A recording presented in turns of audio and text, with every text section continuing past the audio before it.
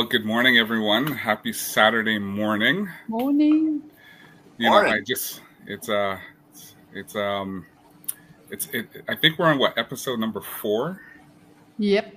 And I'm actually having a blast doing this. So I'm glad that everyone's been able to join, and everyone's having fun with these with these podcasts. I've been getting a lot of great feedback especially on the toy aspect of what I've been doing. So. And then, Anjanette, how are you? I'm good. Hot as hell, yes. If I look a bit, it's the heat. Nice. And you? How's your back? Back day today at the gym? I had back day at the gym, so it's been going really well. So I've just been getting really back into my workouts and everything. So yeah. Cool. And then I'd like to introduce Drakon. He's new to the channel. He's actually done quite a few videos out there with Anjanette. I know they've been doing some collab. So yeah, we've been working on that, and it's great to have him. He's a big Power Rangers fan, so he wanted to come on. It isn't obvious. To come on and talk some Power Rangers. So and then we're gonna talk some Power Rangers. We're gonna talk some Transformers. We're gonna talk some G.I.Joe. But yeah, so we'll just we may have a special guest later. But I'll let everybody know. But yeah, I guess for me, I do know of the Power Rangers. I've always clicked. When it was on, I've always clicked here and there. Enjoy. It was one of those things because you had Power Rangers, you had VR Troopers, and then when Hasbro took control, and then it wasn't until the 2017 movie. I can't remember what streaming I was on, but was it streaming or I had it in my my library. So I decided to click it on and watch it. And you know what? I gotta say it wasn't that bad. I didn't mind it at all. So it was one of those. It was actually pretty good. So, and I heard a few other podcasts this week. I know Wicked Virtue. I know Comics Division. They were talking about it on their stream. So yeah, I did not mind Power Rangers. So Drakon, you're gonna. You're basically going to tell us all about the Power Rangers. I will tell you what I can. I consider myself a super fan, but there are people out there that know way more than me, and I'm like, gets a little jealous on that. Yeah, I know from what I know about Power Rangers is it was one of the go-to shows that I used to put on to keep the grandchildren and my children entertained. Because how long has Power Rangers been going, James? When did they first come out? So Power Rangers started in the U.S. in 1993, the summer of 93. And it was on Fox Kids nationwide. And, okay, so then I'm not tripping. I do remember playing it for my own children because mine were born in 87, 89, and 91. And I remember it was a go-to, and it's actually quite funny. But anyway, yeah. Yeah, it's ironic, or I guess interesting, that I started very young. I watched it from the beginning at 2 years old, and I remember watching the early episodes. So I was like super young, and yet it's like one of my earliest memories. Yeah. Now, when I put it on the other day, you sent a couple, and I put a few on just to refresh my memory. And I remember there was just certain aspects of it, like the narration not narration, but this one character, I think she's supposed to be the bad guy. And the way she talks Rita? The whole time. I have no Rita idea. Yep. But it was just funny. I remember that, yeah. And how many Power Rangers do you have in your collection? I suppose all of them. I am going to be showing you a snippet of what I have. I have probably well over 300 Rangers, 300 action figures in my collection. I am, bloody hell. By collector standards, I am the worst collector imaginable because every single one I have is open. Now I have the boxes in storage under my bed, but every single action figure I have is open, and the ones I don't have displayed, the ones I don't have displayed, I do have stored together in a box. So periodically I'll put Power Rangers up and pull another set out. But because they're teams, I display them as a team. Like I don't just display one Ranger. Okay. Yeah. So I can tell you that my little thing about Power Rangers, and I think Drakon, I told you about. So my niece, she makes. I should actually pop her. I should get her Instagram in the chat for people to follow. But she makes specialty balloons. Like she'll do like anything like Marvel, Transformers, Pokemon. But she was at so Amy Jo Johnson, the Pink Ranger, she was here in at one of the comic shops here in Ontario, and my niece was there with her because she made a Pink Ranger balloon. So it was pretty cool. So, and it was really, because when I was like, oh, that's pretty cool, my niece is hanging out with Amy Jo Johnson. So it was so that's my bit of connection to Power Rangers. ColHauser, you're one of those amazing people that are just connected to everyone. It's listen, remember, it's cool. Yeah, I was in government for a very long time, so you just meet everybody. So yeah, I was in the bank as well as a broker, and then you get to meet a lot of people. So yeah, I get it. But it's just fun to hear because. Never mind. I know your girlfriend's connected to Jessica Simpson. Yeah. I saw a pic of the two of them. Yeah. They almost look like they could be twins. Yeah, everyone always it's freaky. Yeah. Yeah, everyone. I think because I posted their picture and everyone's like, "Are they sisters?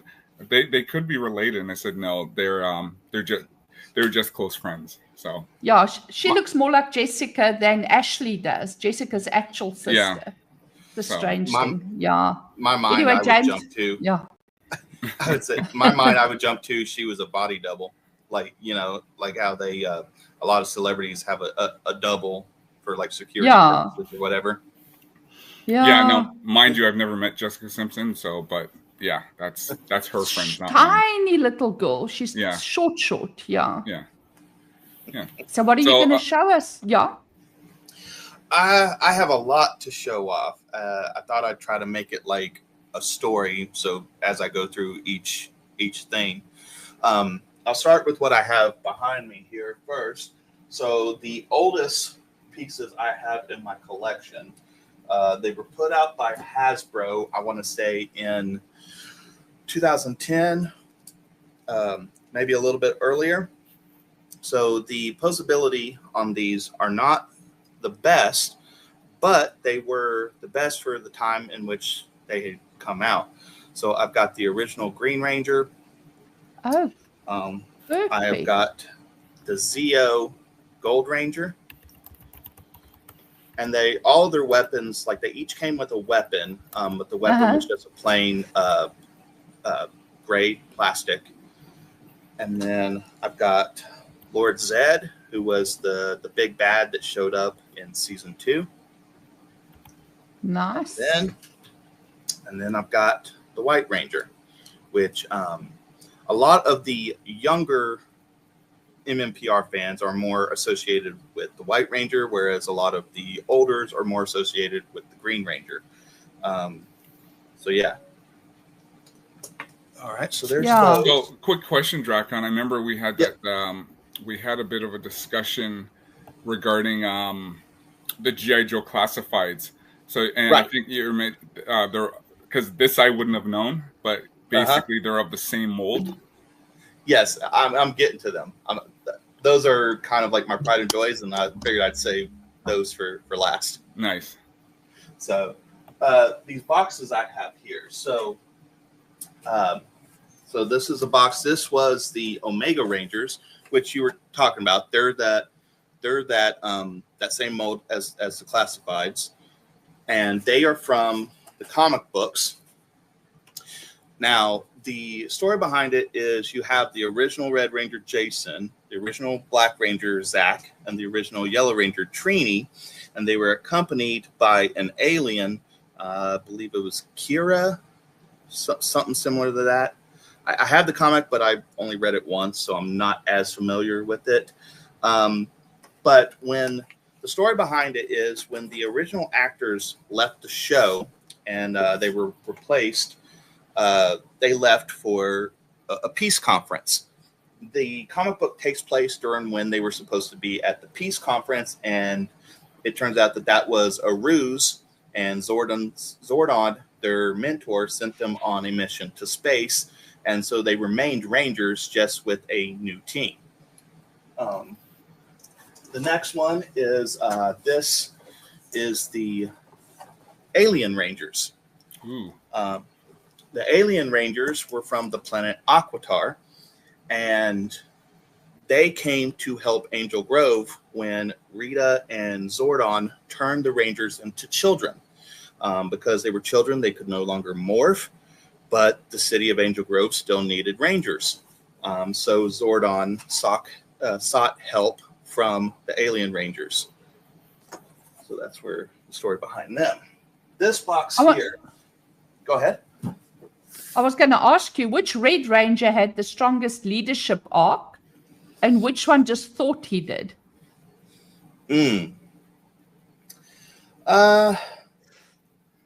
There's for both of those questions, there's multiple choices you could choose.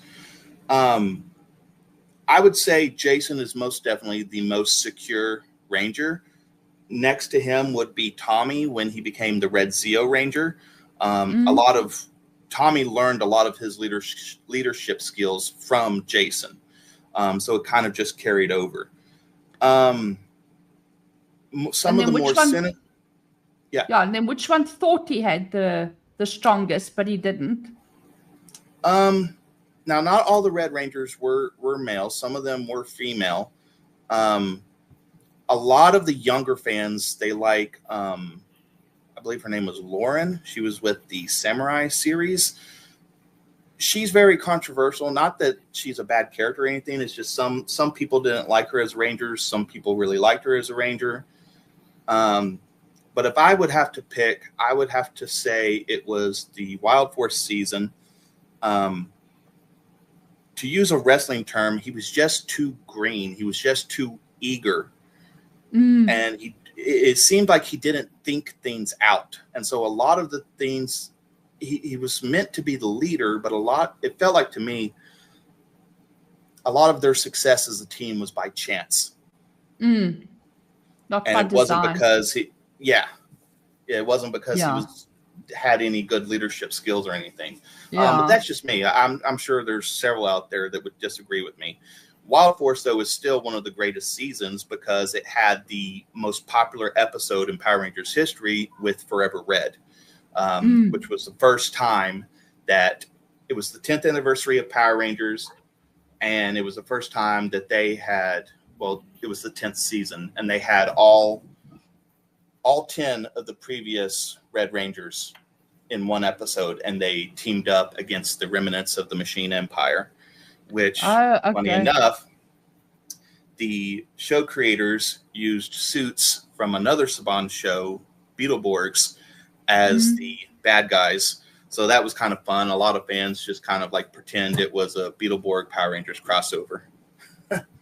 So it's funny because the more I'm hearing about this, the more now I kind of want to delve into the lore of Power Rangers because, it's always great having, great story arcs, especially with certain series. So, that's how I fell in love with G.I.Joe and Transformers because of the story arc and how everything went.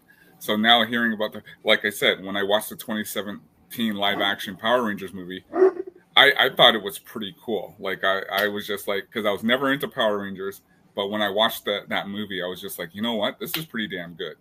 So he knows as much about Power Rangers as you do about Transformers. There's not a question I can throw that he doesn't know. Nice. Yep. I don't buy many Blu-rays. I have, or physical media, I have a large collection, but it's only really the movies I really, really like. I go out and I get a physical copy because it's the replayable of, the replayability. If you don't really like something, why buy a physical form of it? If you really love it, you're going to play it over and over again. So it's funny. It's funny that you say that because one of my favorite movies is a movie called Stretch with Patrick Wilson and Jessica Alba. Blaine from Critic List actually did the review the other day on that movie. He was like, because he was just like, you know what, this is one of those one-hit wonders. And I'm just like, once I saw he was talking about it, I had to jump on because this is one of my favorite movies. So I didn't even know there was a Blu-ray version out. So after watching his stream, I actually ordered the Blu-ray. And that came in yesterday. So because it's one of those movies that's I think it's one of the best comedies in the 2000s. So I know everyone loves Tropic Thunder. I like Tropic Thunder too, but Stretch, it's just one of those movies where it's just like it's a banger. So I think a lot of people like Tropic Thunder simply because they were willing to do things that even back then were controversial. Yeah. And just people loved it. Excuse my language, they just loved the balls that the film creators had. Yeah. Well, and that's why Stretch was one of those movies where it kind of went out there, and I was so happy for it, and it was a great Blaine did an amazing job reviewing that movie because it's one of those classics that that's out there. But going back to the 2017 Power Rangers movie, it was like I didn't know what to expect because not watching it, I was like, am I gonna enjoy this? And I did, Yeah. I just wanted to give a shout out to Kiwi Classic. I see she's in chat. Kiwi's the one who does the amazing thumbnail for us every week. And if anyone's in the market for a thumbnail artist, Kiwi is your girl. She's brilliant. And it's 2:20 in the morning where she is. So that's like, oof. Oh, man. Hi, Cobber. So hello, chat. Last thing I want to show before I get into the actual figures is this big box here. So there is a tabletop game called Heroes of the Grid. And there's actually a G.I. Joe version that has the exact same mechanics as this game. And it uses miniatures. They're larger miniatures. They're not like D&D size miniatures. But I love the artwork of this box. Several different. There's a pumpkin head. Turn it again. No, there was a pumpkin. Yes, that is the pumpkin rapper. Is his name? Yeah, I just did an animation for Fall My Kraken. Such a weird name. Anyway, using a pumpkin head for the main character to glorious death. So that's why that caught my eye. So that's obviously a big thing. Yeah, in South Africa, we don't really do Halloween. So the pumpkin thing is kind of lost on me, but that was weird to see it there. Cool. So this right here, I had the figure of him, but I didn't really want to bring him out. This is Finster right here. So that's Rita Repulsa. I always forget which is which, but a Squat and Babu, and then Goldar. Finster is her similar. I've always gone back and forth between a dog or a goat, but okay, from South Africa, it looks like a dog. Finster is the one that creates all of Rita's monsters and her henchmen, the Putty Patrollers. So he's really the mastermind. Like, she's the general, but he's the one that creates all the monsters. Yeah. So, all right. So now we can get into the figures. So I'll start off here with Alpha 5. So he was basically like Zordon's assistant. He runs everything in the command center. And the Blue Ranger, Billy, who is like a super genius, he kind of does any repairs that might be needed on Alpha. They kind of kind of like a tandem in the command center. The cool thing about this figure is it came with a little teddy bear that is from a specific episode. There we go. Yep. Oh, I see it. So when this came out, a lot of people really liked that figure. I always remembered the robot figure there. So that was one thing you've always seen on anytime they're showing a clip, you always see they're in the headquarters and you see the robot figure. So yeah, I actually a number of years ago I ordered a it was when they had become Zeo. I ordered the display that held all the MMPR suits. I can't show it because it's just so darn big. But I had it. I special ordered that, and it's cool. It's just so dang cool. If I could, I would show it, but like I said, it's just so big. Yeah, what I can show here is Lord Zed himself, and I had this chair made. So it's his actual throne. Oh wow! Oops. Oh, jeez. He used to throw these little bombs. So yeah, and then the back of the chair. That's nice. Yeah, and he did a face plant just for us. All right, let's see. See, that's why I don't open my Transformers, because I'm afraid to drop them.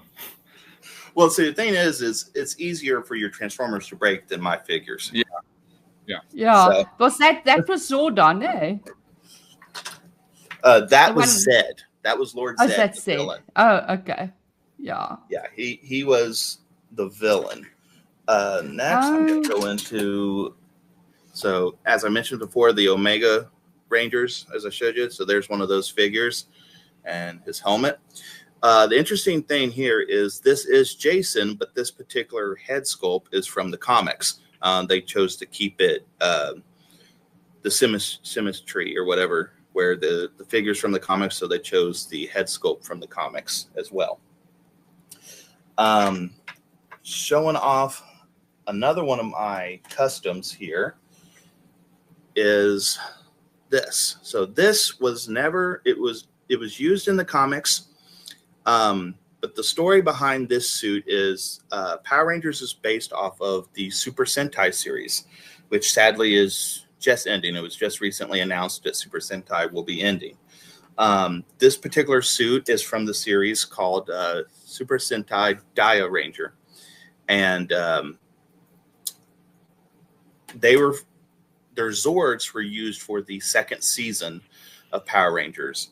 The studio and the show creators chose not to switch suits because they thought it would, like, people would stop watching, is what I remember them saying. But they chose the Zords.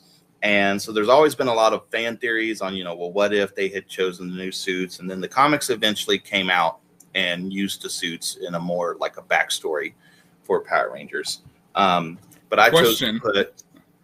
Sorry, when did Hasbro purchase the Power Rangers? I think either 2015 or 2016. It wasn't long after, it wasn't like long before the, I think the movie was in production when the buyout happened. Okay. So it was, James, yeah. Sorry, so it was basically Hasbro saying, okay, well, here's a market we can expand on, and we're gonna gobble it up. So like Hasbro did with Kenner, in order to, do all the Star Wars toys. So because they already had Transformers, already had G.I. Joe, already had Mask, had Cops, had Gem, and with all their board games, with Monopoly and everything, Battleship, you figured that Hasbro, they were just like, okay, you know what? Power Rangers, this live action TV show, let's grab a hold of it. Add it to the list. Yeah. And when Hasbro bought them, they bought all of Saban Entertainment. So it wasn't just Power Rangers that they were buying. I mean, Power Rangers was the most valuable IP. But yeah, like you mentioned VR Troopers, I mentioned Beetleborgs. there's so many more properties that I'm not even remembering that were part of that sale. I think the sale was something like 55 billion. Was it million? Probably I don't know. billion. It was some astronomical number. So yeah, a million is chip change these days. yeah, Do you well, collect that's true. every suit color, James, from every team, or only the Rangers whose helmets don't trigger your symmetry OCD? I typically try to get the entire team, whether I like the Ranger or not. If I like someone from the team, I want the entire team. So it makes sense. I'm a little bit of a completionist in that sense. So, like for example, my next thing I'll show you here is this is the inspiration for my name. This is Lord Draken. I chose it as my name because he's an alternate version of Tommy Oliver. And Tommy Oliver is my favorite character from the entirety of Power Rangers. And the reason why he's my favorite character is because his story from starting out as an evil ranger against his will, brainwashed by Rita Repulsa, to becoming a good ranger, to losing his powers, to gaining new powers, to becoming the leader of the Rangers, to then becoming a mentor to a new team of younger Rangers. It's a great story arc. And then the comics introduced Lord Draken. There was just an even more greatness to the arc. And it's an alternate universe where Tommy never became good and took over the entire planet. He took over Angel Grove with Rita Repulsa, then turned on Rita Repulsa and took over the entire planet.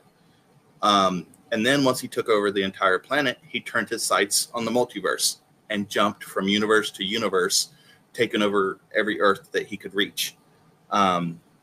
He brainwashed other Rangers like Kimberly and turned her into the Ranger Slayer. He brainwashed townspeople and turned him into his minions. And so he took the Red Ranger and made him a sentry, like a security guard, essentially. Okay, well, that brings me to my next question. Which mentor was actually competent, and why is it never the one people expect?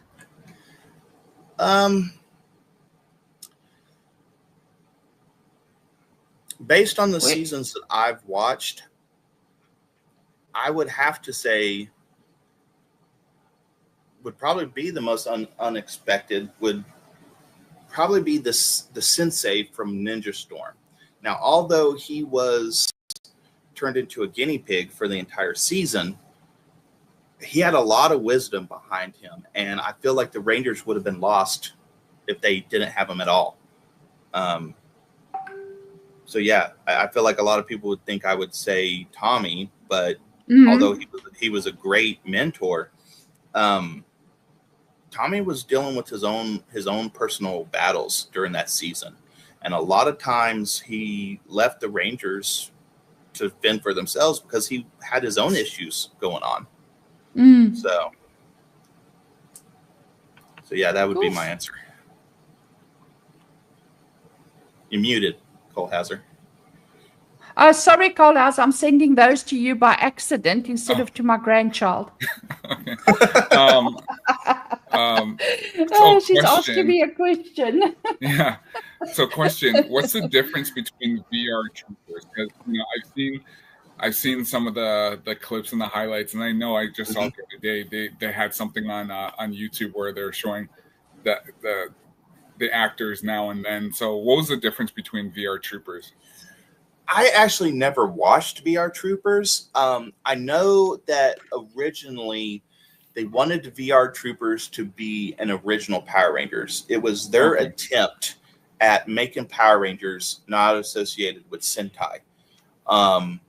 And they wanted it to be in the same universe. Or at one point they wanted it to be in the same universe, and then they changed their minds. I know at one point when Tommy because Tommy wasn't supposed to come back and become the White Ranger. He was supposed to just leave in general. But because he was so popular, they brought him back. But before they chose to bring him back, at one point they were going to have him be the lead character in VR Troopers. That didn't go the way they planned. I know that there's a niche group of fans that like VR Troopers. I'm indifferent to it. I don't have an opinion on it either way. But I say, if they want to make more of it, bring it on. Let's do it. Yeah. So, and I guess the one thing a lot of people talk about is the character of Oliver. Tommy Oliver. Yep. Tommy Oliver. So yeah. Tell me a bit about him and. Well, like I mentioned, he was just in the story, he was just a kid that was going to Angel Grove, and Reedham picked him out in an alley and said, "You're going to be my Green Ranger. You're going to take down the Power Rangers." And that's how he got into it all. And then when the Rangers broke the spell, they invited him to join the team, and he was like, "I don't know if I deserve to." He's like, "I've done a lot." And the Rangers are like, "Well, you were brainwashed. You didn't choose to do those things that you did."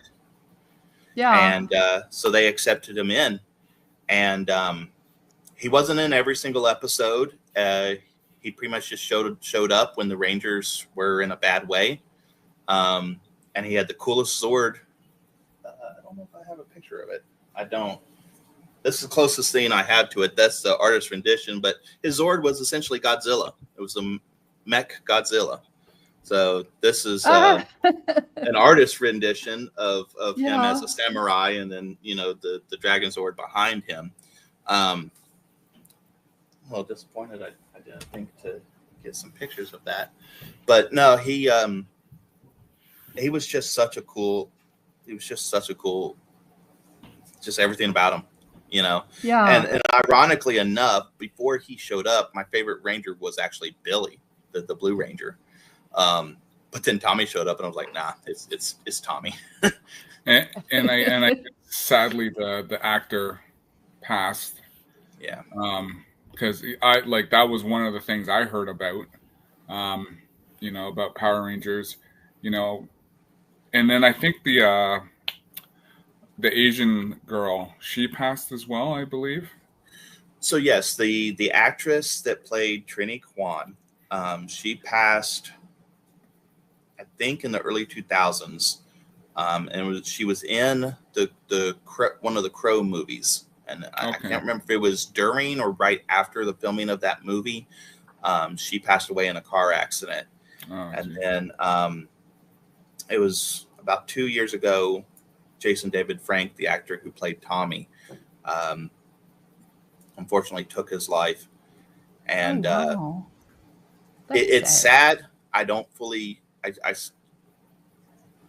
understand the reasonings or what took up or like what took place leading up to that. I choose not to delve too much into it out of respect for him and his family. I know there's a lot of people that have their theories. There was a lot of people that were blaming his wife. Best not to feed speculation, because unless it's actually founded in actual knowledge, in any case, then you shut up as well, because it's some stuff is meant to be personal and private. That brings me to another question. What's the most underrated Ranger seasons that collectors secretly gatekeep? Underrated. Let's see here. There's a large fan base for SPD. Sorry, what's SPD? Yeah, I was just going to ask. SPD, Space Patrol Delta is the team. Okay. And they were supposed to be space police, although in the season they spent all their time on Earth. So, but it's a great season.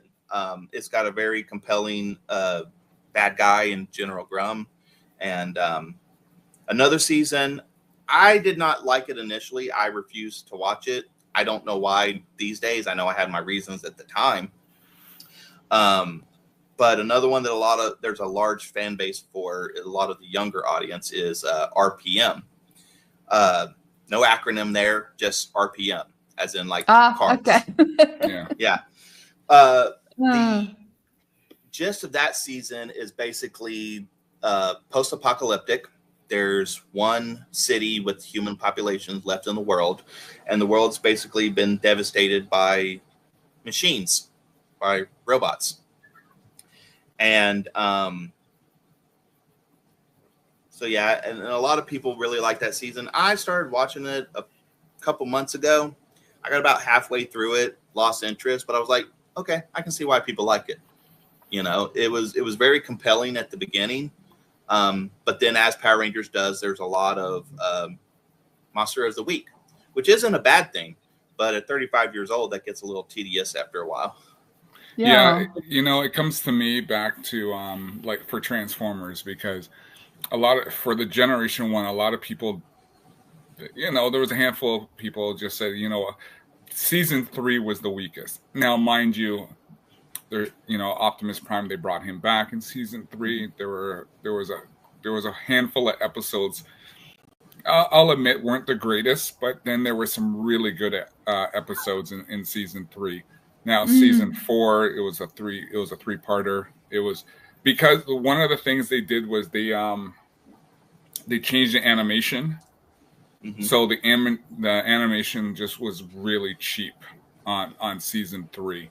They did that. The same animation company, they did a couple episodes in season 2, and so you can just see the real cheapness in it.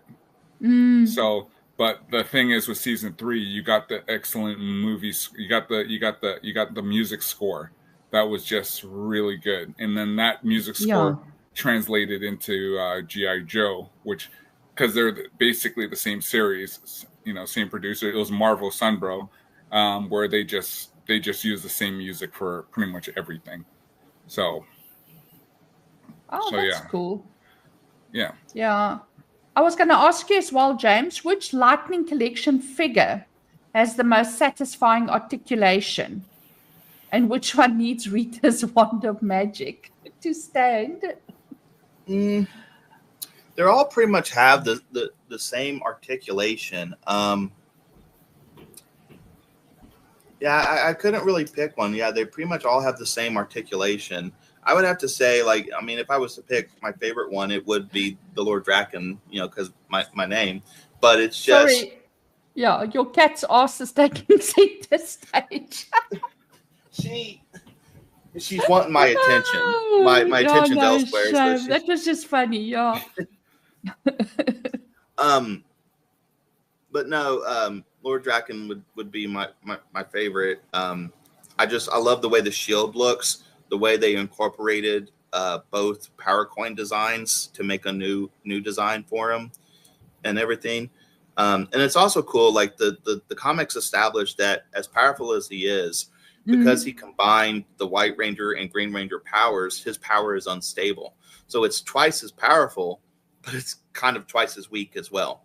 Like its vulnerabilities, he has twice as much. So okay.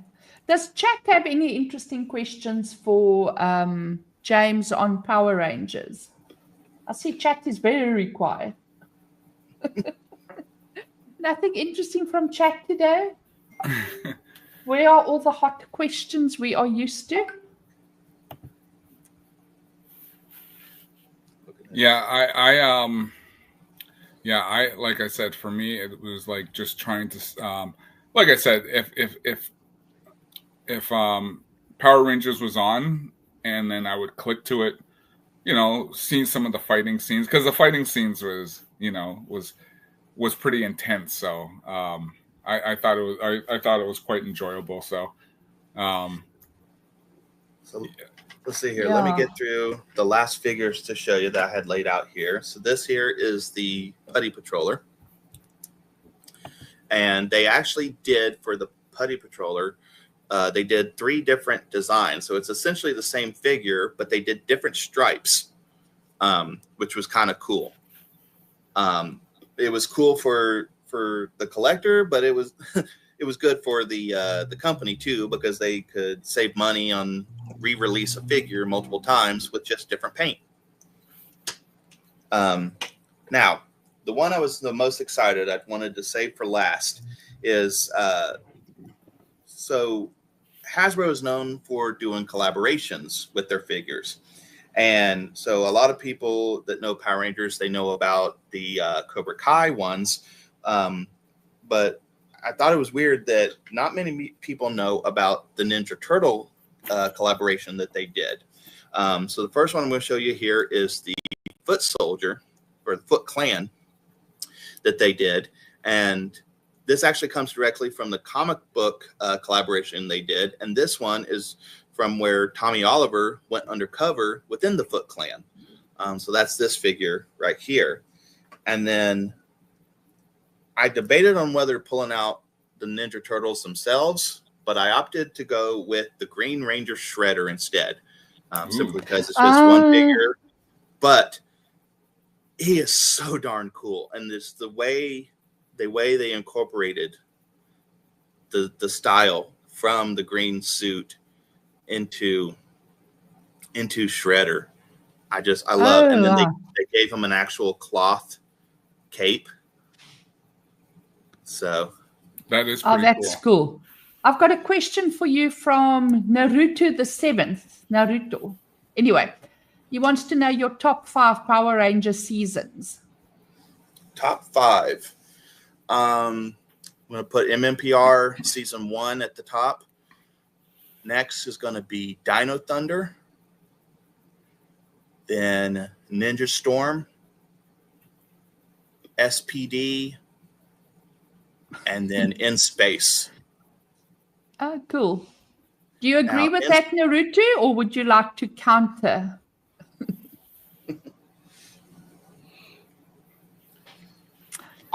In Space is a popular one amongst Power Ranger fans because it was originally intended to be the end of Power Rangers. It was actually going to be canceled at that time. And then they went all out within Space, and it got popular. So it essentially revived the series. But it's credited with being the end of the Zordon era, mainly because they do kill off Zordon at the end of that season. And Andros is one of the most popular Red Rangers in the series. He only came back for Forever Red, but he's still talked about, and the actor gets a lot of traffic at cons and stuff. Naruto wants to know, what about Time Force? Lol. Time Force is great. Barely, if I have to put a number on it, I would put it at 6. It doesn't make my top 5, but Time Force is great. And I would say it's probably the first season with a female leader. There's a lot of people that say Wes, the Red Ranger, is the leader because the Red Ranger is always the leader. But just basically on the way she pulls the team together, my argument would be that the Pink Ranger is actually the leader in that season. Yeah. And then I want to ask you, sorry, Calder. No, go ahead. Well, I was going to ask, did you ever see the Keel and Peele skit they did with the Power Rangers? Well, if I didn't know they did one. Yeah, if you ever get a chance to watch that, it's pretty funny. So I'm sure Key and Peele. I'll see if I can find it. Well, there's something you don't want to pull up, but they were pretty raunchy. Scratch that. But when you get a chance, both of you, I would, and even in the chat, watch the Keel and Peele skit on Power Rangers. So I kind of want to watch it now. Yeah, it's pretty funny. Yeah, Matara says Lightspeed, Time Force, In Space. They all have great intros. Yeah, Lightspeed Rescue is really cool. Fun fact about Lightspeed Rescue, it has the first ever original American Ranger suit in it. So the 6th Ranger, I think he was called the Platinum Ranger. I can't remember. Anyway, their 6th Ranger in that season was completely original. He doesn't have a Sentai counterpart. Oh, okay. Which suit design is peak tokusatsu? And which one feels like it escaped from a preschool arts project? Preschool art project. Which one was Pispoor? What's that? No, I said which one was peak and which one was Pispoor. I'm not sure on the suits. I mean, if you're gonna say like child's art project, I would say the putty. I mean, not a ranger, but yeah, I would say it's the putty. Honestly, the cleanest designed ranger suit, I got to go with the Green Ranger. I mean, isn't that the one Beardo identifies with? Yeah, it's the one he uses on Fortnite. Yeah, so, we must ask him one day. Yeah, we must ask him one day why, what specifically really appeals to him. ColHauser, you had some interesting finds that you picked up this week, switching to Transformers. Yeah, I picked up so I'll just show for Robotech. So I picked up I got this Dana Sterling. Oh, you need to make yourself full screen. Yeah. So I got the Dana Sterling in her armor. So this finally came in. This is pretty cool.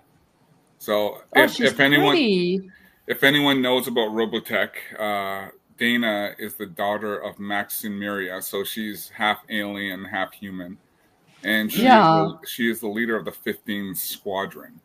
So this is in the second series of Robotech. It has. Oh, look at her cute little knee pad. Naruto also says very, very cool. Yeah. So and then you can also, I'll just do this because that was her with her helmet on,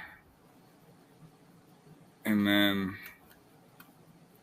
Okay, so the helmet doesn't just come off; you take the whole head off. Yeah, you take the whole head off. So and here's her with her blonde hair. It's funny because her father hair is blue and her mother's hair is green, and she came out as a blonde. So. Yeah. So this is pretty cool. Two parents with different hair color and comes out with normal hair color. Yeah. Yeah, you would have thought if they were yellow and blue, then she would come out with green. Yeah. But anyway, and then I picked up some more Hall of Fame G.I. Joe accessory packs. So this is the desert gear. So Desert Storm again. Yeah. Yeah. I don't know why they gave him a black gun, like, but blends in with the rocks out there, the rocky outcrops and the orange boots. And then I got the Arctic Assault. Sorry if that's that's better. Yeah, it's very well, it's white, it should be. Yeah, so Arctic Assault, so I got that. And look at the boots. It's even got the what do you call those grip-ons? Is that what it's called? Spikes, what is it? Yeah. There's a word for it. I think it's grip-ons or something. Am I tripping here? So basically you can step in the snow and you can and grip onto the ice when you're going up the ravines. They gave him a white rifle, so which makes more sense. Yeah. And you would think white would be more difficult to do in metal.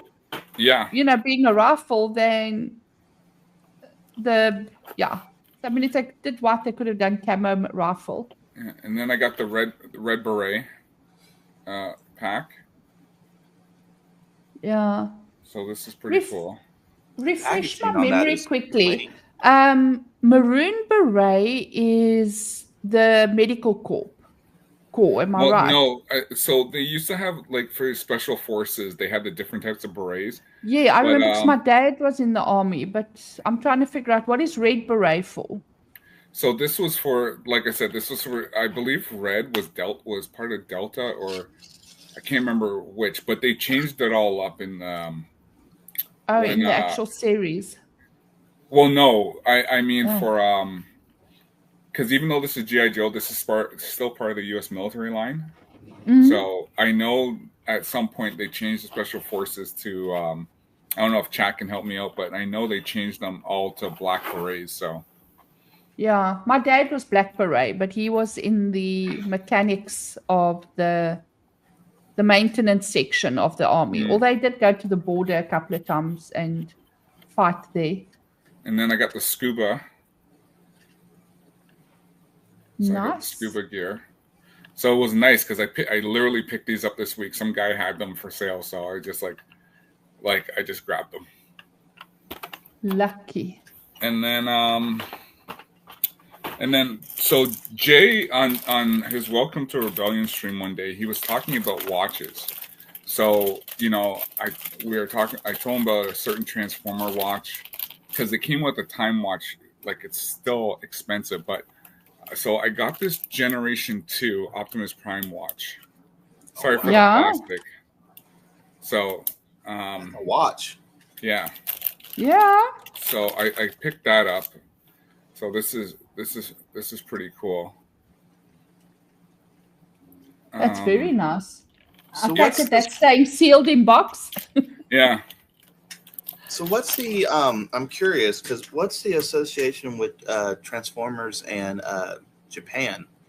Because I've noticed that you have a lot of figures with Japanese writing on them, and I never fully understood what the association with Transformers in Japan was. Well, Transformers started out in Japan, and what Hasbro did, Hasbro basically said, "Oh, look at this company, let's buy them out."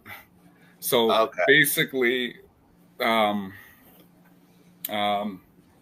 for instance, this one here. Let me just make my screen.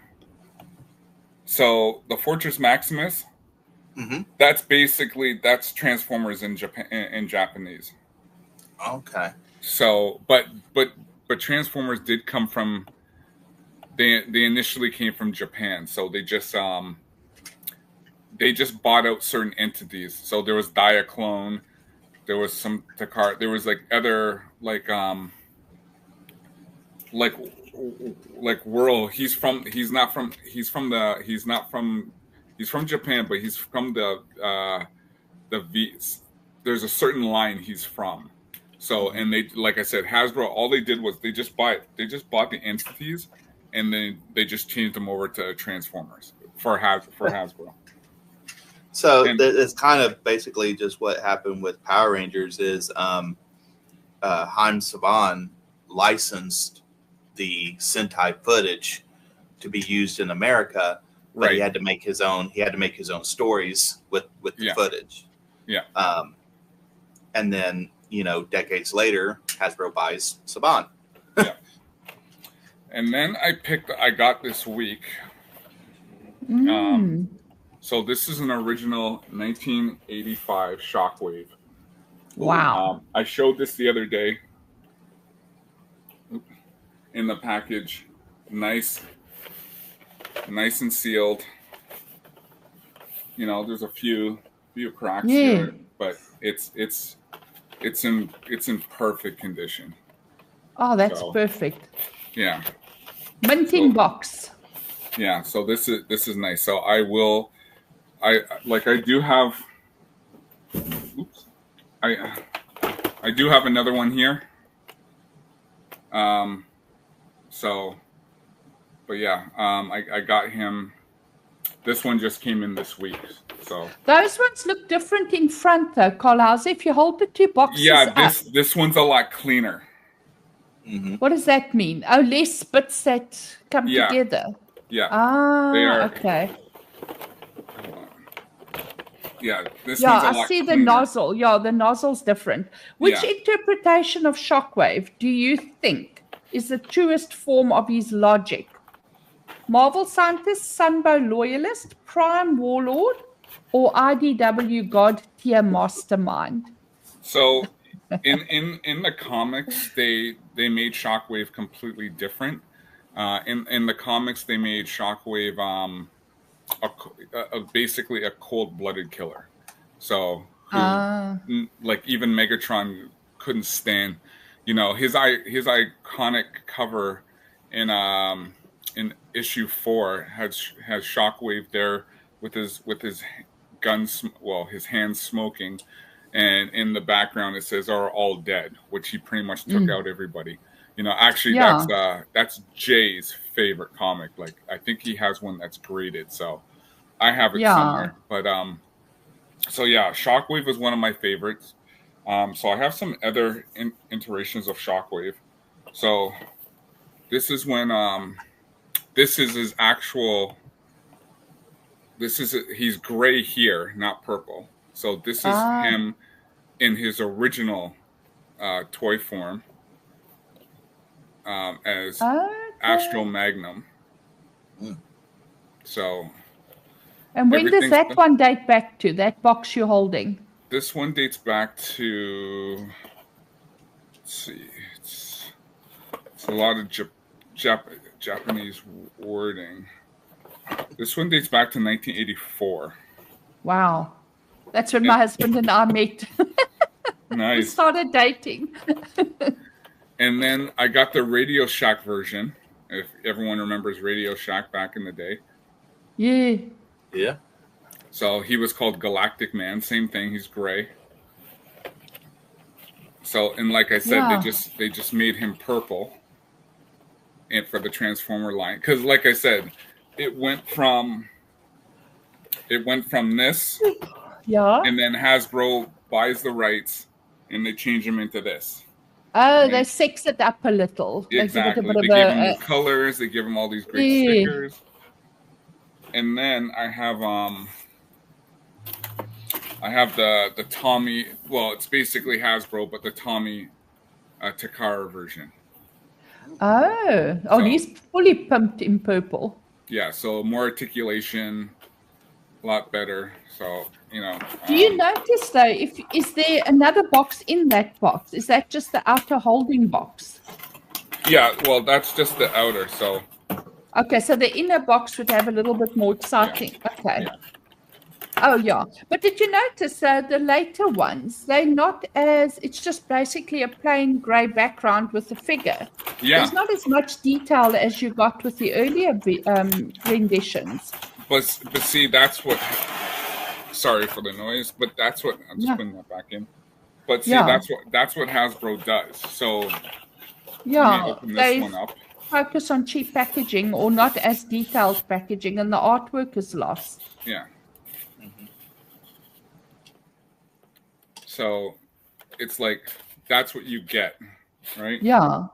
As opposed to, like I said, you get the nice packaging, you get the action shot, you get the nice. Yes, you can see everything it does. Yeah. Right. You get the nice background. So. And now you just get that. Where this polystyrene in the box, you just get that. Yeah, and I mean, if you turn the box around, there's not much on there. It's just the figure and a grey back. Okay, that one at least pretended to have a background. The other one you held up was just grey. Yeah, so that's the way Hasbro tends to do things. They tend to spice it up a little. So because they want you to. It's all about marketing. When you if you go to the store, and then you go to the store again, I'll just make this bigger. Oops. You go to the store, you see this or this. Which one are you going to buy? Of course, the one with the prettier colors. Yeah. Mm-hmm. And then you go to the back. Do you want an actual story, or you just want some robot standing there? No, you'd want the story. Yeah. So that's why Hasbro was a master of marketing things. Yeah, that makes sense. Yeah. So let me ask you this. I remember as a kid there was I know I don't have this 100% right, but there was a story of a Decepticon essentially being banished from the Decepticons. They were originally an Autobot. They became a Decepticon, and then they became like no affiliation. Like they didn't have it. The only one I know of that, and that's Jetfire / Skyfire. when he was an explorer, friends of Starscream. They found them buried on Earth in the Arctic Circle. Starscream recognized them, said, "Oh, that's my friend." He joined the Decepticons, realized that the Decepticons were evil. Then he switched sides to the Autobots, and then he was buried. He was buried again. They brought him back out, and so he was basically he was a good guy throughout the whole series. And then there was Blitzwing, who was a Decepticon. He got banished because he sided with the Autobots, but then he came back to the Decepticons. So there's a handful of figures that go back and forth. And then there's double the double spy Punch. His Autobot name is Punch. His Decepticon name is Counter Punch. So he's a very bad spy. Yeah, he is a bad spy. If Beetle is in the chat, he'll tell you he's like one of the worst spies ever. But it's funny because his masterpiece toy is called 007. So in reference for James Bond. So but yeah, there's So I'm misremembering then that there weren't any that had no affiliation. Yeah, and then I just picked up last week. So I already have number 1, but this is a higher grade than the one I have. So this is a 9.6. Wow. For number 1. Now, if you can get a 9.8 or 9.9, then you're golden. But like this is still high. Yeah. Because I do have one. I do have one, but it's only a 6.0. But it goes on the condition, and then you got the Star Wars arcade for your console, for your Atari. Yeah, there's Beto. He's the true worst spy. You see, I'm learning ColHauser. I remember that from the very first episode we did. Yeah, so I got that, and then I got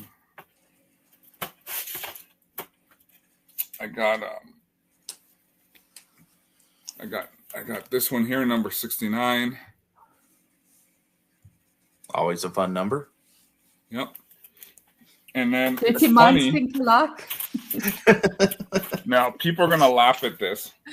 Now, I bought this because so my girlfriend's a big fan of My Little Pony. So they actually did because it's the same. They did a Transformer My Little Pony crossover. So I actually got this for her. So I was just going to ask you, is that your Christmas gift to your girlfriend? Because it better be. Yeah, trust me, this ain't for me. Yeah, it's kind of a disturbing. It's kind of a disturbing title, "Friendship in Disguise." Yeah, well, it's basically the same timeline, right? I just wanted to say goodbye to Deb. Thanks for joining us, Deb. Really appreciate it. Yeah, see you, Deb. Thanks, Deb. Yeah, because they did so many different crossovers, like Transformers, G.I.Joe, Transformers, My Little Pony, G.I.Joe, My Little Pony. So there were so many different crossovers. So that little pony was everywhere. Basically. Well, it's like we were talking about. Very busy pony. Yeah, Hasbro's everywhere, right? Yeah. So I wanted to ask you, do you consider hose arm shockwave designs a bug or a feature of Cybertronian efficiency? Yeah, that's a I would say he's a little of both. Yeah. Did you see the question from Naruto? He's Optimus Prime and Love working together. Yeah. Yeah. Well, like I said, they brought that out because the crossovers were big. And mind you, even with Shockwave, so when it came to the live action, because he was in his character was in Dark of the Moon, but the original voice actor, Corey Burton, he didn't want to They asked him to come back to reprise his role, but he turned him down. He said no. Yeah. Then which modern figure best captures the Generation 1 proportions without drifting into this isn't Shockwave anymore territory? In the live action? I'm assuming so. I would say there was nobody. Yeah. I don't think there was any. And in the comics? Well, comics is a little different, but when it came to the live action, well, that's not true. If you go back to live action, if you go back to live action, Bumblebee had the best. I would say Bumblebee had the best iteration for, because in the first 30 seconds they actually made the characters, they actually made the Transformers look like like Optimus Prime looked like Optimus Prime. Wheeljack looked like Wheeljack. Cliffjumper looked like Soundwave looks like Soundwave. But yeah, it's they didn't do a very good job of well, I've always said you can't make as much as, well, now the AI is full blown, like you can actually make, there's been a lot of videos of everyone making live action Transformer clips where it actually looks really good, but for a live action movie, kind of just, I would have just left it alone. So that's similar with Power Rangers. When they did the 2017 movie, one of the biggest complaint in that movie amongst Power Ranger fans was what they did to Goldar. Goldar was Rita's right-hand man in the TV show, and they relegated him to a mindless, soulless robot made out of gold. And, I remember having discussions with people. They're like, why didn't they just go with Cyclopsis? Like in this series, Cyclopsis almost destroyed the Rangers, and he was a robot. He was piloted by Goldar. And well, see, it's like, okay, it's like for G.I. Joe, like all it is soldiers.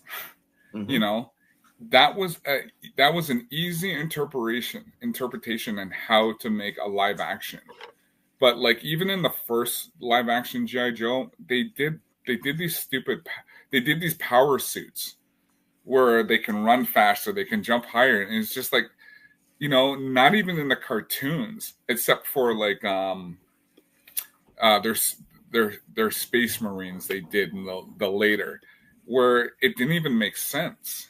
It didn't make, even Cobra, who has the crazy tech, they never use like power armor. They never put that in the cartoon because it wouldn't have made sense. Yeah, they had high tech aircraft, they had trouble bubbles, it's like a flight pod. They had certain things, but they never put them in the. It wasn't basically Robotech, right? Because Robotech, they're, it's like, it's like Dana, like she rides a hover tank that transforms into a Battloid, which makes sense, right? But the same time for G.I. Joe, they just didn't, for the live action, they didn't make any sense. Like, like the one thing that Jeremy always says is, they've never made they could have made a proper G.I. Joe movie, but they didn't. So that's where I can go back and say, listen, if you go watch a movie like Act of Valor or 13 Hours, you like, and Michael Bay did 13 Hours. Like they could have went and made a perfect G.I. Joe movie based on those two movies easily.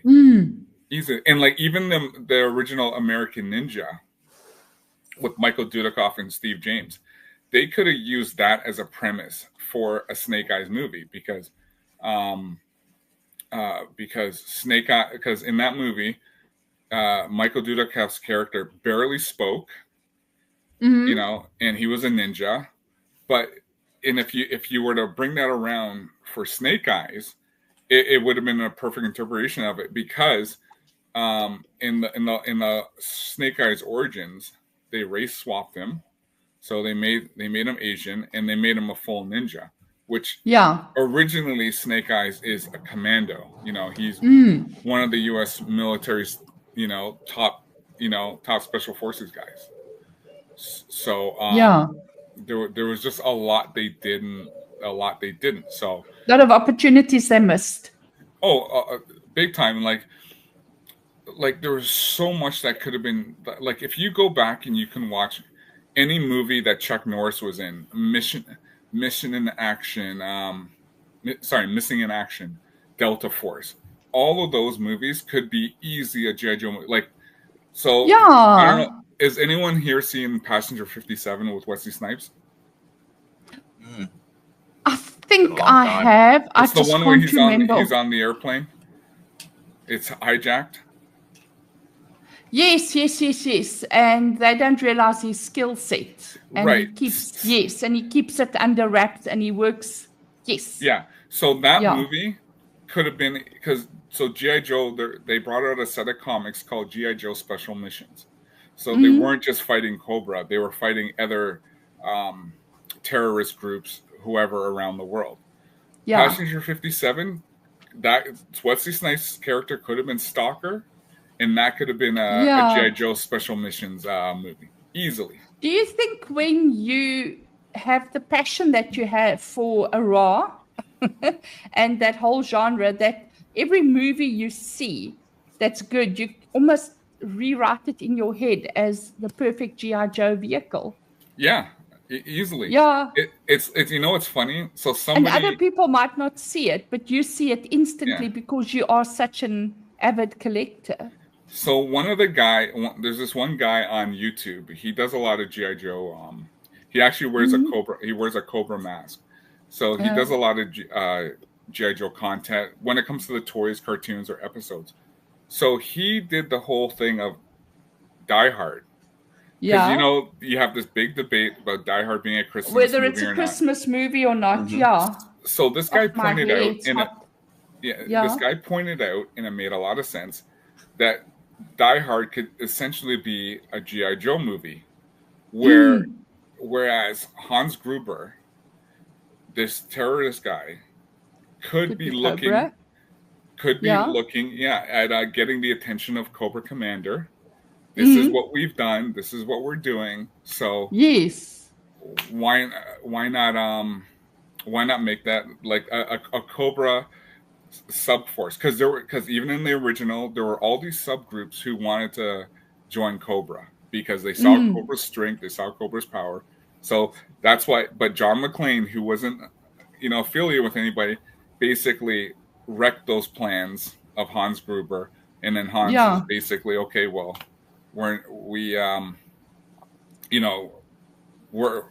he fooled the pan, so there's like no Cobra for them. So Cobra would have just passed them on. So and it'd be funny too because Bruce Willis was in one of the G.I. Joe movies. Yeah, he was in. He played General Colton in G.I. Joe Retaliation. Was that before he made his name big, or was this after? No, this was after. The G.I. Joe Retaliation came out in, what is it, 2003, 2004?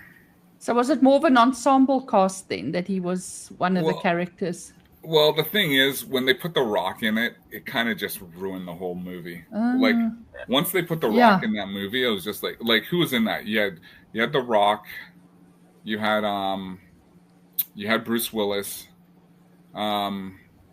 They got rid of Channing Tatum's character, which I was fine with. They who else did they have in that? They got Sienna Miller? She was in the original one as well. Oh yeah. So she did good. She played the Baroness. The storyline was stupid because they made her Duke's girlfriend, and essentially her brother was Cobra Commander.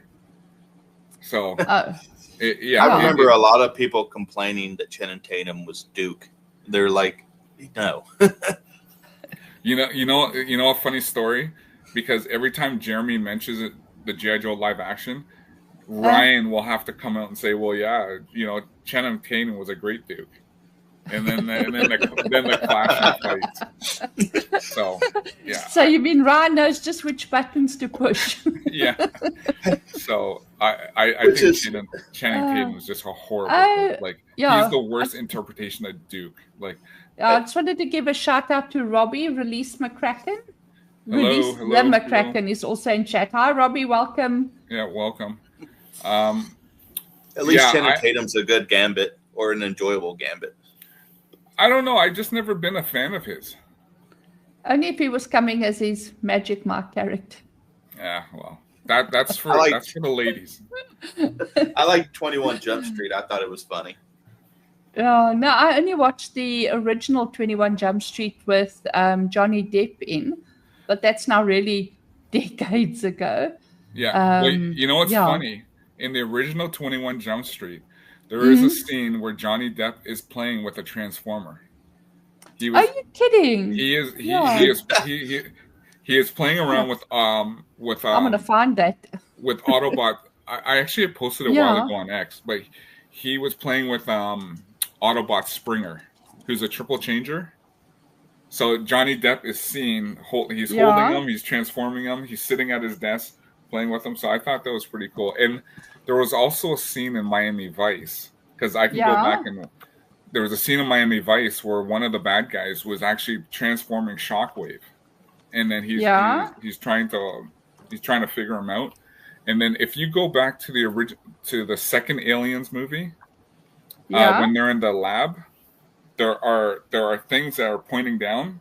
It's actually Shockwave upside down, looking like just a tool in it. So, and of course, when you got like Stranger Things putting in, the G.I. Joe memorabilia and Transformers and stuff like that. So, yeah. So anytime I've ever seen a certain show, you go, hey, was that a Transformer in there? So it is pretty cool. So I've got that as a short, but now I don't know if it actually shows the Transformer in it on my second screen. If you wanted to see it, sure. Let's see. Let's see if I can pull it up. Share screen. Oh God, why is it giving me all this crap? There we go. Okay, share. Is it there? Yep. Yes, it's the real ID. When's your birthday? Don't think about it. April 4th, 1968. What's your sign? Why do you want to buy me a drink? No, it's not that one, ColHauser. Okay. Oh, good. Like I said, I posted on an X a while ago. So, yeah. Oh God, I'm looking at Rachel Ziegler in a dress with pasties on her. Sorry. It's all good. It's all good. Yeah, no, it's just. So horrible. there's a lot. There was a lot of series where you would actually see, Transformers or G.I. Joe. Now I know that they're planning on doing a couple new cartoon series. I think Netflix is involved with one. I think it's Netflix. They're involved with one of the new. I don't have much faith in Netflix because, excuse me, because the one series they did do, the Combiner Wars, they made this one Transformer female, a girl boss, called Wingblade, who basically dominated, the Combiners, like Devastator and Bruticus. Like it was just we all know why they did that. Yeah. And, champion the female message, and please. Yeah. For a series that could have been good, they really botched it. So that was a Netflix thing. And then I know at the end of Bumblebee, no, The Rise of the Beast, they did mention at the end where the guy met with one of the humans saying, "We want you to join our force." So, morning, Darth Bane. They want to do the G.I. Joe Transformer crossover. So that's apparently in the works. I hope. Sorry, go ahead. I was just saying, speaking of which, there's also rumors that they're going to shoehorn Power Rangers into that in some way. I heard. So I was curious on, like, if they were to do that, what way would you be okay with if they did that? None, because they are two different. They are two different entities. Says the man who bought his girlfriend a Power Ranger pink pony, a Transformers My Little Pony. But so I bought it for her, but I don't. Yeah. I still don't believe you don't buy into it. Yeah, I don't buy into it. I was like, okay, you know what? She likes My Little Pony. I like Transformers, so I'll just like here. Oh, it's perfect. Yeah, but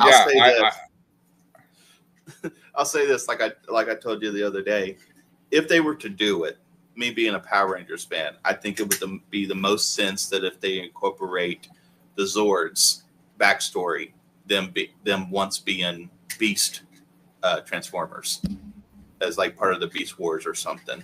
I don't see a way of the Rangers working with the Joes unless they're forced to, because the Joes being a government agency and the Rangers being vigilantes. So I see them more as adversaries, but maybe the Transformers could bring them together or whatever. But that's how I see them working. I agree with you that they are very different properties, but if you are going to combine them, the best way to do it is through the Zords. Yeah. I think Darth Bane has a question. Anybody reading Power Rangers Prime, where they're brought into the VR troopers? I saw that they're doing that. I have not read the comics. I kind of stood away from them because it's a whole new universe. Yet they're taking on the original VR troopers, which were supposed to be in the original universe of Power Rangers. So I'm like, I don't know. It feels kind of tacky. You're taking the original VR troopers, but then you're doing brand new Rangers. I'm not really a fan of that.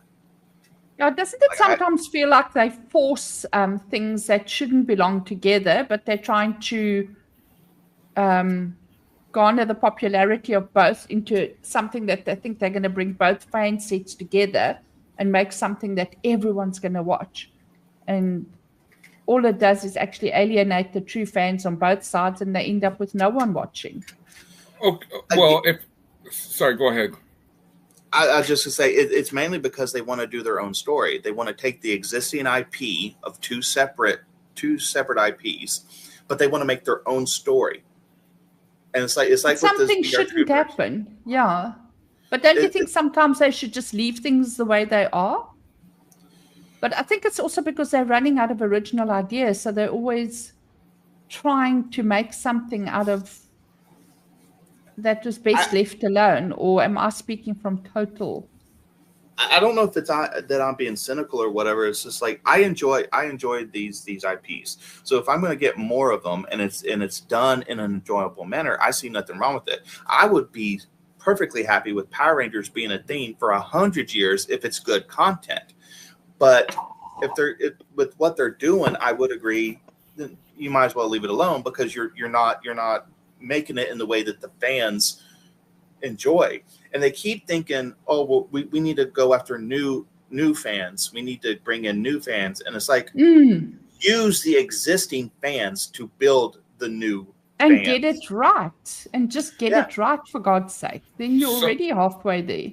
So I can look at the new. Okay, so I like the new Skybound Transformers. Like I think it's a fantastic story, because it's Transformers. They're putting in a bit of G.I. Joe, but now they're adding Mask. Like I don't have a problem, but the thing is, if they're going to it's my problem is for G.I. Joe and Transformers, they're almost trying to make this almost like an Avenger style doomsday type meetup where you're just going to have everybody show up.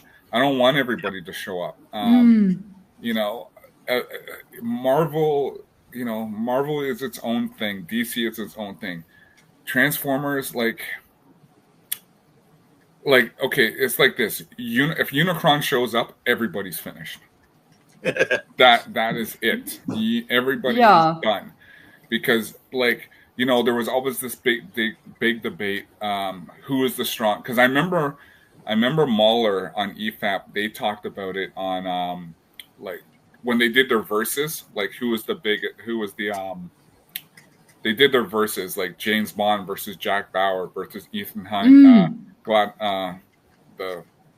The Lord of the Rings guy versus this person. And then it went over and over. But I remember when Unicron showed up, and it was just like game over. It was game over because nobody can touch Unicron because, first of all, the guy's a planet eater. When he transforms, like, even Galactus can't even come close to him. Like, he can do certain things. The only thing that can hurt him is the Autobot matrix of leadership. So essentially that's the power beyond. So, you know, I'm afraid that they're going to start bringing in certain things. Like, I love Mask, but as long as Mask is part of the Cobra organization from G.I. Joe, then it's fine. But if they start making all these certain different groups, then I'll start having a problem. Because at the end of the day, it's like when it came to the live action Transform movies, if Scorponok shows up, everybody's finished. The real Scorponok. Megatron shows up, everybody's finished. Like it just doesn't make any sense where you can't compete on that level against you know, alien beings from another universe who are metallic and have minds of their own. And that was a problem with the live action movies, where they just made a whole bunch of Decepticons drones who couldn't think for themselves. They were just there. So if you have to make it in a certain way where it actually is going to make sense, because I'm sorry, but if the real Scorponok shows up, you're Omega Supreme. You better show up at the end. You're not beating at those the guys. end of the franchise because everyone's gone. Darth Bane says about the Power Rangers Prime. He says they're new Rangers, some human, some one is Aquitar, one is Alterian, some straight, some gay. Rita is the Zordon, Green Ranger, but she's still slightly evil. And Beetle Johnson says he loves the new comics as well. Are you talking about the Power Rangers comics, Beetle? No, I think he's talking about the Skybound Transformers. And that's some contrast between the three properties. Is, you know, Power Rangers, for whatever reason, is going more woke. Like, it's just continuously going more and more woke for whatever reason, even though their sales, the comic sales, are consistently going down. And it's like they have the data proven what the issue is, and they're like, no, we're just going to keep doubling down. Just going to keep on doubling down. Eventually, that will, I think, turn around. Well, you gotta hope, because it's like I know Jay talked about the whole merger, you know, with Netflix and Warner Brothers, and like I think there are certain, because of the way Netflix does, it's like a lot of these series, they make them woke, they make them gay, they make all this stuff. I just think that there's still some influence out there who will try to turn some of these properties into its own line of thinking. And because we've already seen that on Netflix, where they have all these shows where it's like, you got to make this Facebook is a cesspool, but in one of I'm part of one of the Friends groups, because I like Friends, but there's always somebody in there who's always putting in a thing why weren't there black characters in Friends? Oh, for fuck's sake. And I'm just like, and this is what irks me. Friends is a great show. The thing is, in real life, you're friends with who you are friends with. You're not going to say, oh, look at my circle of friends. I don't have a black friend. I don't have an Asian friend. I better bring someone in. That's bullshit. That's not how life works. Well, you're friends with who you're friends with. Yeah. And you don't want to be friends with someone who's like that. Like, you don't want to be friends with someone who's just wants to be friends with you because you're white or because you're black or because you're Asian. Like, they're not a true friend. But I mean, not even that. That's not how friendships go. That's not how your circle of friends works. That you, in real life, would now say, shit, I don't have enough of this friend or that friend, and go and put people in. So why do it in a show? I'm with you there, ColHauser's. Yeah, I remember Living Single. Yeah, because I watched that. So, but the whole thing is, they keep bringing this up. They should, like, listen. There were. I think who was it? Aisha Taylor? She was in Friends. No, she wasn't. She was Ross. Yo, who was Ross's girlfriend? Geez, she was hot. Yeah, I mean, she was beautiful. You know, she also played Lana in Archer. You know, but you know, it was like you know, it's like, why? And then of course the Transformers: Rise of the Beast, the director had to come out and say this was made for black and Hispanic characters. I never looked at Transformers as race. I always looked at Transformers as it's entertainment, as robots. That's all I care about. You know, you can't have a race assigned to a robot. You know, one of my favorite G.I. Joe characters is Roadblock. Arthur Burkhart, who played Destro and Devastator. Black guy, one of my good friends. Jazz, black guy. Blaster, black guy. Great people, you know. But I never situated anything upon race. I just want to enjoy it for what it is, you know. My understanding with Transformers was that they were robots, and if they had any stereotypical personalities, they were mimicking humans.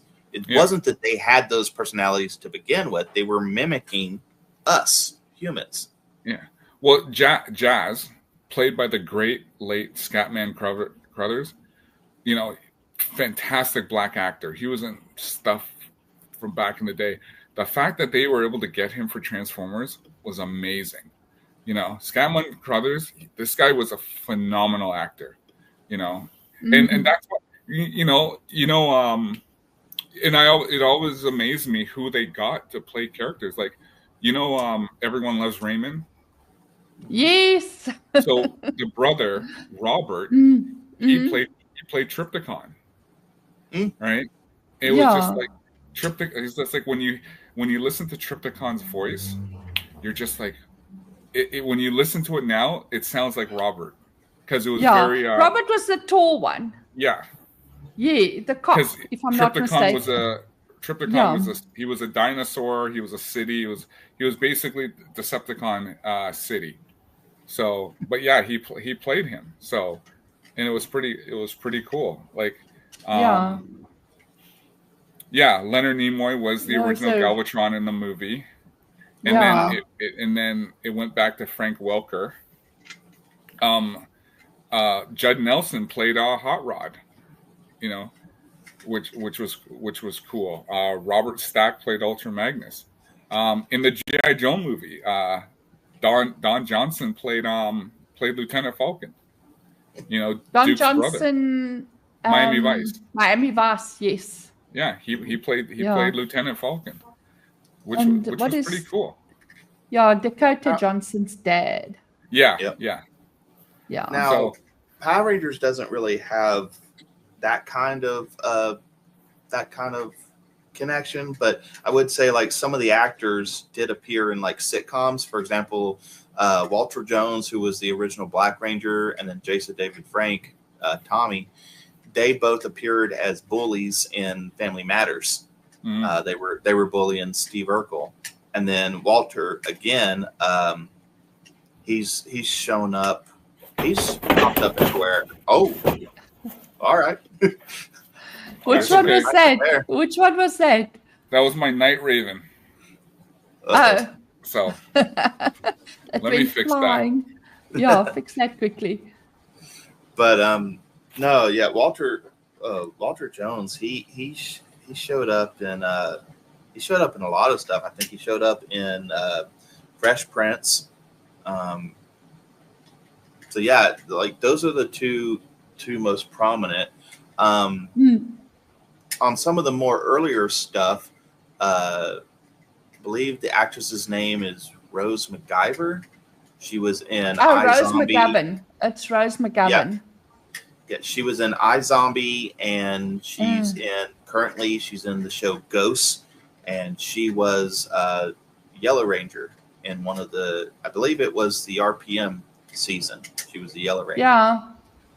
So I think a lot of actors found their roots in sort of kiddies movies, or what was originally thought of as children's movies.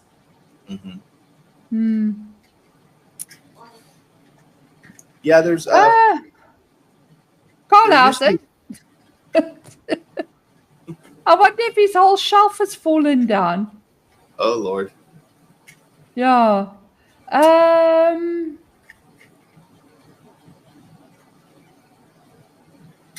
Oh wait, I'm gonna try something here. Sorry. I could show this off real quick. It's not Power Rangers, but yeah, you do that. The same studio. So another tokusatsu show was Kamen Rider, and Saban tried to incorporate one of those shows, one of the Kamen Rider shows, Kamen Rider RX Black, and they tried to make the Masked Rider. And I have the thermos. This is my actual thermos from my childhood. My word! I somehow over the years, when we moved or something, I lost the actual lunchbox. I wish I still had it, but I still have the thermos. And you see there, geez. 1996 Saban Entertainment. Oh wow! So this is one of my prized possessions. Beetle Johnson says that's really cool as well. He likes that. Did your whole shelf fall down, ColHauser? Yeah, the Night Raven. I had to just check to make sure it wasn't broken. So. Oh God. Did you see my thermos? Yeah. Yeah. Darth Bane also says he wishes he had all his MMPR. Okay, what's that? MMPR toys Mighty from when he Morphin was Power a kid. Rangers. Yep. Okay. Yeah, he's like absolutely. Yeah. And then I've got this little car that's Power Rangers themed. It's got the Green Ranger shield and stuff. So yeah. But no, on the whole crossovers things, I want crossovers to work well. And I think the largest problem with crossovers is you get people working on the project that don't know anything about either property. And they don't care to research. They just want to make their story and use the IP. Well, they did do a Star Trek Transformers comic crossover. And did it work? It was with Kirk and everyone, but I didn't even bother. I had no interest, even though I love Star Trek, the OG. I love Transformers. I don't want to see them together. Yeah, that's just it. Most people, true fans, probably don't want to see these crossovers. So they lose the true fans, and the base isn't there for new fans, if you know what I'm saying. Yeah. For new fans to make it work. I think that's what happened with Star Wars as well. I see a lot of people moan about the Acolyte and all of that. So I think they were trying to make it for a new generation of fans that don't exist without the old generation of fans, the true fans. Right. So it was just. I know I may take a little flack, but listen, I love the prequels. I'm right there with you. And I grew up watching the OG. When the prequels came out, I enjoyed them. I like Phantom Menace. I like Attack of the Clones. I like Revenge of the Sith. Now, when I rate my Star Wars, Empire Strikes Back is first, Revenge of the Sith is second, A New Hope, then A New Hope. Like I would say, I'm not a big fan of Return of the Jedi because I think Return of the Jedi should have went another way. Like all the lightsaber scenes, Vader versus Luke, they were all fantastic. But I always go back, and I think I had this conversation with Isaac and Cornboy, where I remember saying, if what happened to the AT-AT that was on Endor, that it was there in the beginning, and then when the big battle happened, that AT-AT was gone. So I didn't know people called them that. I always called them ATs. Yeah, it was either AT-AT or AT-ATs. So, but yeah, I wasn't a fan of Rogue One. I did watch it. I did watch, The Force Awakens when it came out. I thought, okay, this is new. Didn't like it. I didn't like any of those movies. I think I fell asleep. I actually fell asleep in Rogue One, and I fell asleep in The Last Jedi and Rise of Skywalker because I just thought they were boring. But I'll always kick back and watch Attack of the Clones or Phantom Menace. So I didn't watch Solo. I didn't watch Rogue One. I went to the theaters opening day for the first of the sequels, and I had the same effect as Jeremy says. I liked it at first. I was really pumped, really excited. And then I watched it a second time. I was like, I didn't enjoy it much. By the third time, I was like, yeah, this isn't Star Wars. Oh, that whole Maz Kanata and all this nonsense. I was just like, what is this? And like, even for Boba Fett, like, I love Boba Fett, right? And when that show came out, I thought, okay, so when he showed up in The Mandalorian, okay, here's Boba Fett kicking butt. Like, he is just wrecking all those storms, and that's the way he should be. And then they just made him a side character, a comedic relief almost. Where I remember I was saying, listen, if you're gonna make a Boba Fett show, you have it during Empire, right? You have him fighting. Like I remember I pitched this to Ryan. I was like, you have Boba Fett on a planet fighting with all the other bounty hunters, and then they get this message that Vader's looking for all these bounty hunters to go find Han Solo. It's just like you have him fighting other bounty hunters. You have him going on actual missions on doing what bounty hunters do, collecting. Where The Mandalorian just turned into a babysitting show, and then you bring in Boba Fett, who has friends with him, which just made no sense. So yeah. And then Beto Johnson, I love the Gennard Taranowski Clone Wars on Adult Swim. Those were amazing. Like it was just nothing but action, just pure it tied right into it was between Attack of the Clones and Revenge of the Sith, so it tied right in. Yeah. Makes sense. Yeah. Which most things today don't make any sense, though. Yeah. Darth Bane said his favorite theme was Power Rangers and TNMT, Teenage Mutant Ninja Turtles, because those were his favorites growing up. And Beetle Johnson says, I do too, and the short cartoons that ties the OG Star Wars to the prequels. Dracon, what do you think of Voltron Power Rangers crossover? That's from Beetle. I didn't know there was one. I can tell. I was just going to say, Beetle. They did a Robotech Voltron crossover. They did a limited comic, so I don't know much about Voltron. I thought Voltron looked cool. I know the first time I saw them, I was like, "Oh, that's wannabe Power Rangers," and then people told me, "No, Power Rangers is a wannabe Voltron," and I was just like, "What?" I know from what people tell me, none of the Power Rangers, none of their Zords are as powerful as Voltron. I would disagree, simply because of, if you know Zeo's backstory, you know that the Zeo powers get stronger over time. As the Zeo crystals age, they gain power. So, depending on at what stage in the Zeo crystal's lifespan they're in, depends on whether or not Voltron would defeat the Zeo Rangers or not.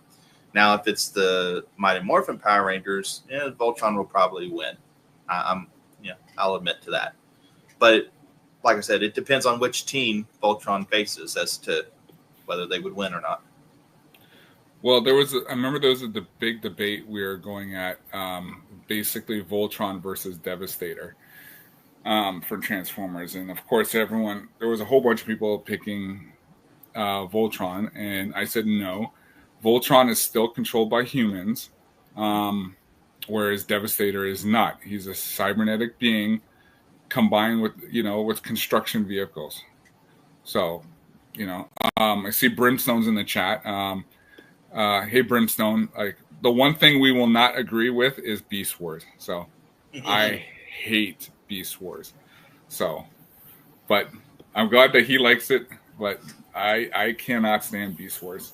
It's just the worst interpretation I think of Transformers ever did. But it's a different generation, right? I grew up on G1.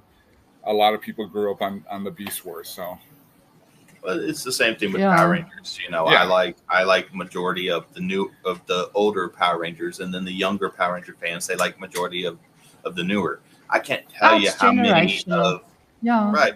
I can't tell you how many of the younger Power Ranger fans. Jinx, you owe me a Coke. I was just saying it's generational, and I look across and he said exactly the same thing.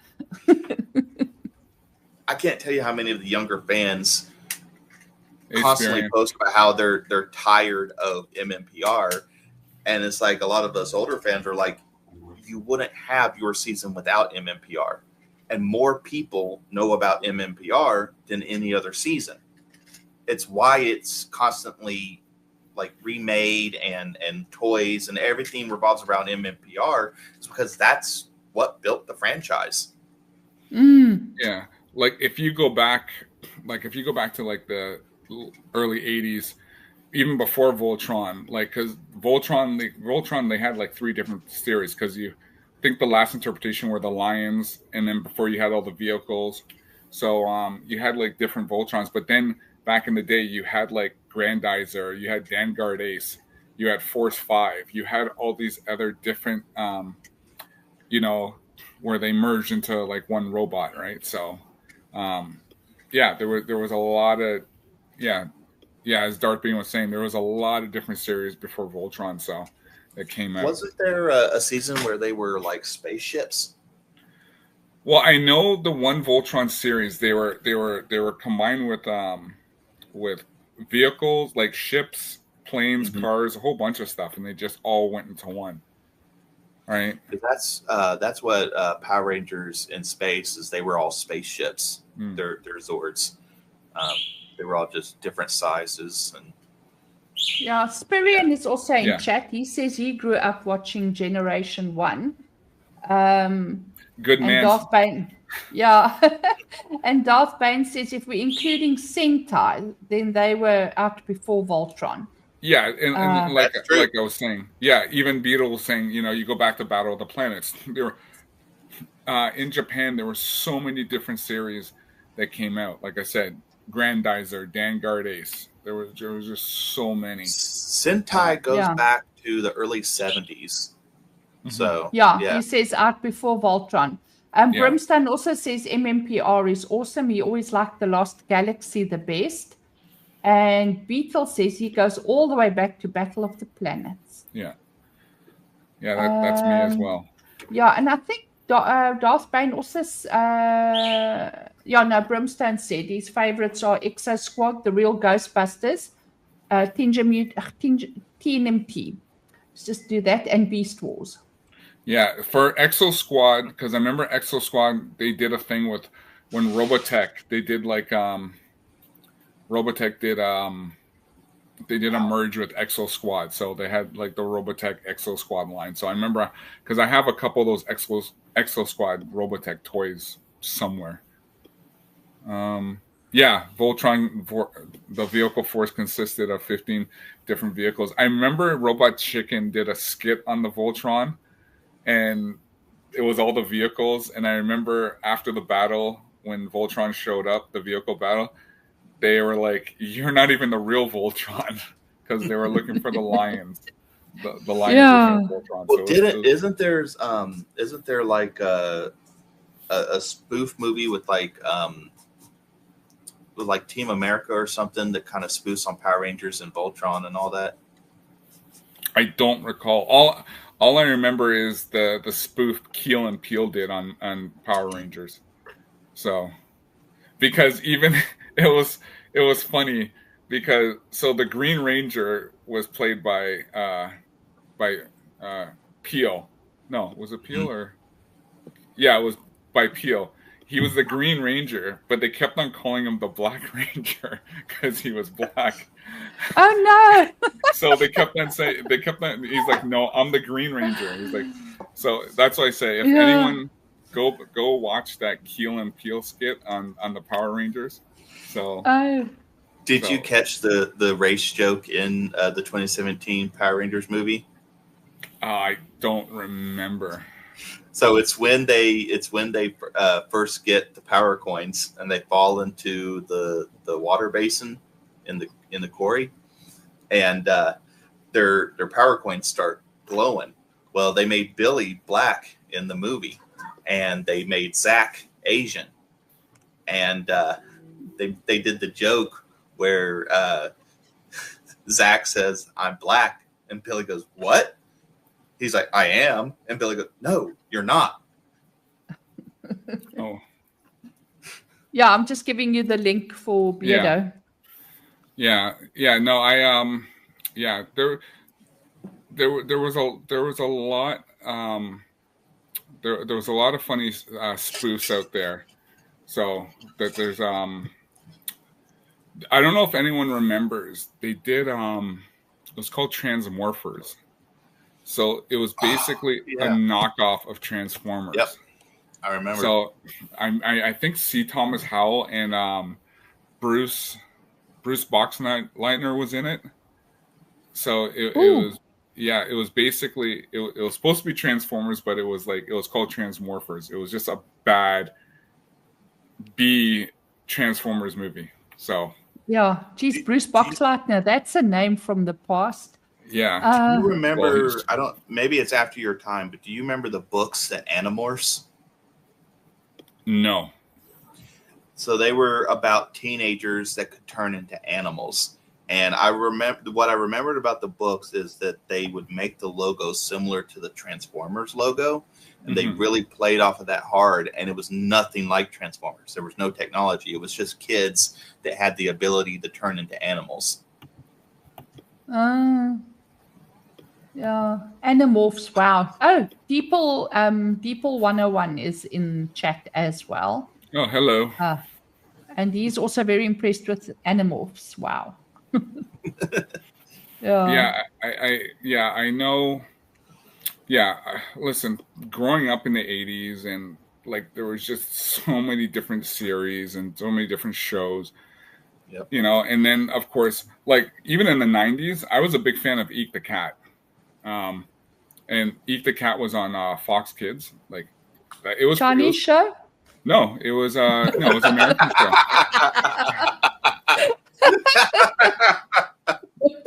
Eek. No, I heard Eek the Cat. Oh no, sorry. Eek. Eek. I heard that too, but I didn't. So EEK. Yeah. Okay, I remember that. Yeah. Yeah. I was I was okay. So not eek. Remember that. To be fair, I'm very far away. So people says Memory Recall Animorphs was 90s, early 2000s. And Darth Bane says, anyone remember Big Bad Beetleborgs? Hey, Beetle Johnson, you're almost there. Yeah, I remember Beetleborgs.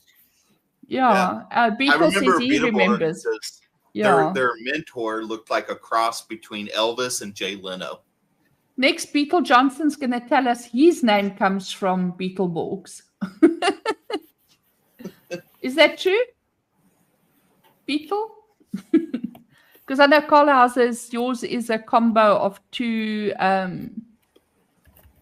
G.I. Joe characters. Well, it's one G.I. Joe character. It's just one rank and into his last name. Yeah. And Dracon. Oh, Deeple's question mark.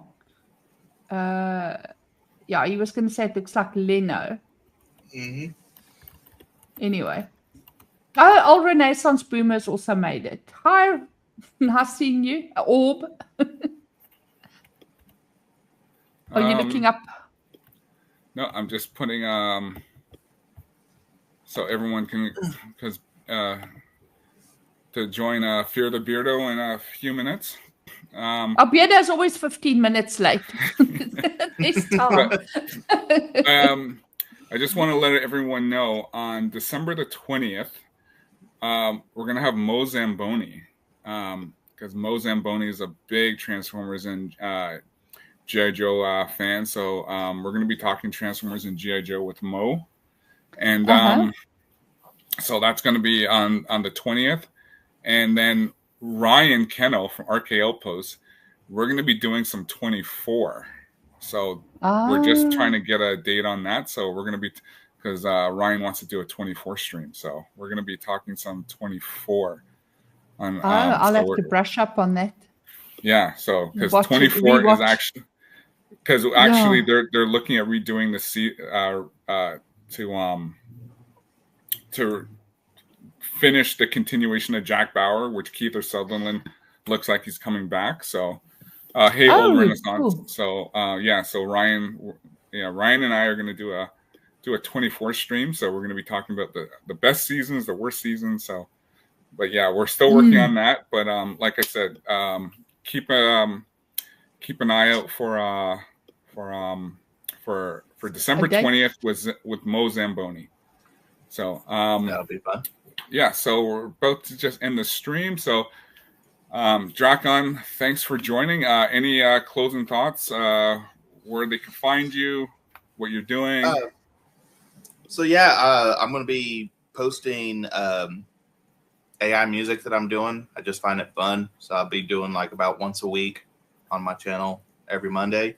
And you can find me at Draken_CM on X. And if you want, check out my channel. The CobraCast Christmas song that just posted last week that Anjanette did the video for me.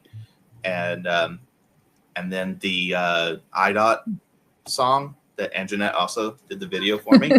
Those are both on my channel. Yeah.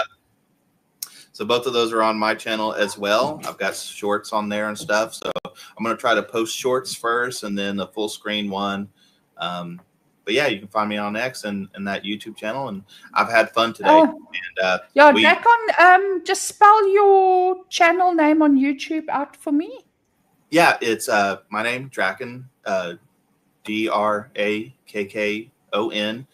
Culture Media. ADF. As in Alpha Delta Foxtrot, ADF. And does it have an act in front? KON. So Draken, DRAKKON. No, I've got Draken, I've got Culture. Then what is at the end? Media. MEDIA. What the hell did I hear? I was thinking that you must know that. I'll drop my link there as well. Yep. Any closing thoughts, Anjanette? Check out my channel as well. I'm trying to grow it for shits and giggles. I post all the stuff that I do for TNME and for G&G, I post there, and then just stuff I do on commissions for Dracon and for Phil McCracken. I did one for him as well on Glorious Death. So that's all there as well. I think I've given my link. I don't know if that's how it works. Anyway, it's there. So yeah. And then also, guys, for this stream, oh God, please drop a like. All of you in chat, go drop a like quickly. Drop a like, subscribe, and we will share see you. Yeah, and please comments, even if it's just to tell ColHauser's and Draken how incredibly knowledgeable they are. Comments help. And we'll see you guys next week. Yeah. Bye. Take care, guys. Bye. Anniversary to G.I. Joe. 199, yo Joe. 40th anniversary. No, a real American hero. That's what he means. Oh. ARAH. Yeah, a real American hero. I thought that was just like coming from the perspective of a Chinese Muslim. Like, praise ARAH. That's what I thought that was. I'm sorry, she made it wrong, but then when you brought the Chinese Muslim into it. There you go. Praise ARAH. Come get my she chicken. Oh, shit.